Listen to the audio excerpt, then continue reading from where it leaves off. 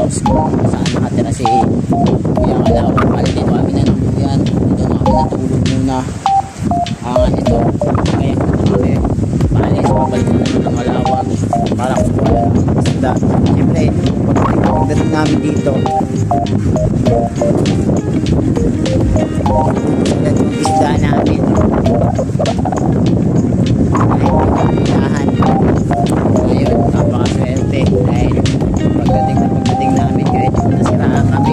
So dalawang beses pala kami nasiraan guys, gabi tsaka yung umaga ay namin naman para makakagalit sa bahay kasi kakamatiin na namin pa naman yung dala namin guys tsaka itong isda. So bukas na siguro ulit hanggang dito lang. Peace out. 12 o'clock midnight. Yun guys, dito pala nagpa-vulcanizing kami no kasi naplatan na naman kami. Papunta pa lang kami yan guys, pero nakapasok namin dyan sa Kalawag. Bali nandiyan lang kami sa vulcanizing, bali ipa-vulcanize lang kami dahil nga marami tayong kukunin isda ngayon. Ayan guys, so, bali yan guys, nandito na pala kami no, nakarating na kami. Ganito pala ang itsura ng fish port dito sa Kalawag. Uy, may natutulog.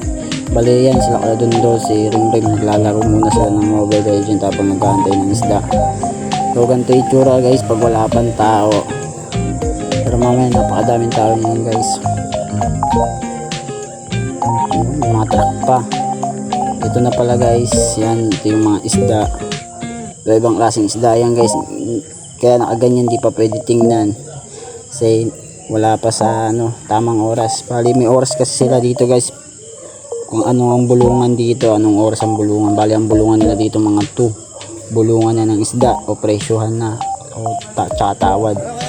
Ibang klaseng isda yan guys. So meron dyan tuna, mamsa, bagulan, isda, luwalo guys. Iba-ibang bayan din pinanggalingan yung may bangus, may tilapia, may hipon, may lapu-lapu, iba-ibang klase guys. Ayun mga isda na yun guys. So yan, bangus. Ito din yung mga pambiyahe yung iba dyan guys, yung mga hindi nabubuksang pambiyahe talaga yun. Yan guys. So yung isda na yan guys, di ko alam ang tawag dyan, parang ano yun dito. Yan guys, naglilibot nga lang ako yan guys para makita yung mga isda. Yan, tilapia, ito mga sapsap. Dito naman banda guys, yan yung bagulan, yung naka-plastic bagulan yan guys. Ang lalaki ng pusit na yan guys. Ito naman hipon guys, yan, napakadaming hipon guys, malalaki din, solid guys. Naglalagay ni yellow si Puyo, ang dami yan guys.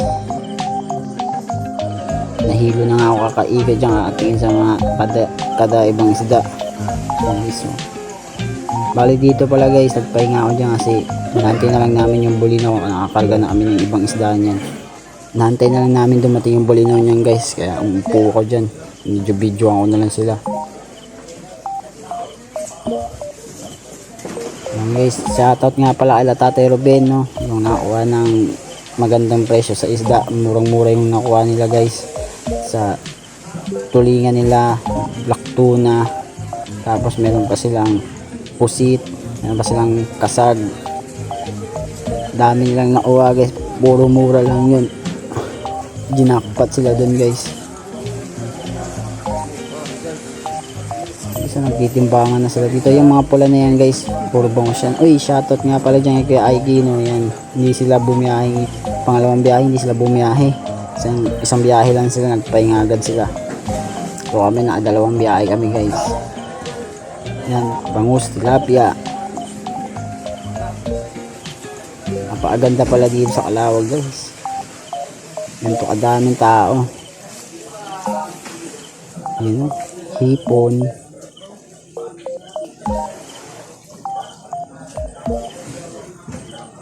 Yun guys. Ang dami. Ito naman guys, iba-ibang klaseng isda yan guys, parang assorted. Pinagpipilian nila yan, maliit, malaki. Natanggal. Yan yata yung natawag ng tingin. Bago ka bumulong, tingnan mo muna yung isda, tapos bubulong ka na.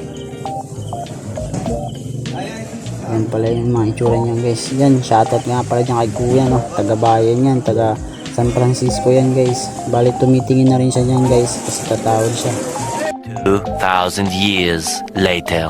Yung guys, update ko lang kayo. Bali lumipat na kami ng paradahan kasi kahit nakaparada, hinuhuli na ng LTO. So bali nandito kami sa may parang bahay na to. Tapos doon nakaparada yung motor namin, nakatago para hindi na makita ng LTO. Ayun guys, nandito sa kalsada.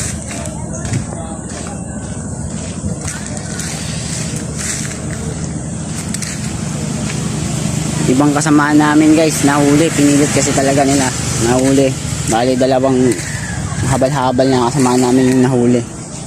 Si Rimrim pati si Kuya Alex nahuli. Bali kami dito, napatakbo kami dito kasi talagang pinupunta na ng LTO.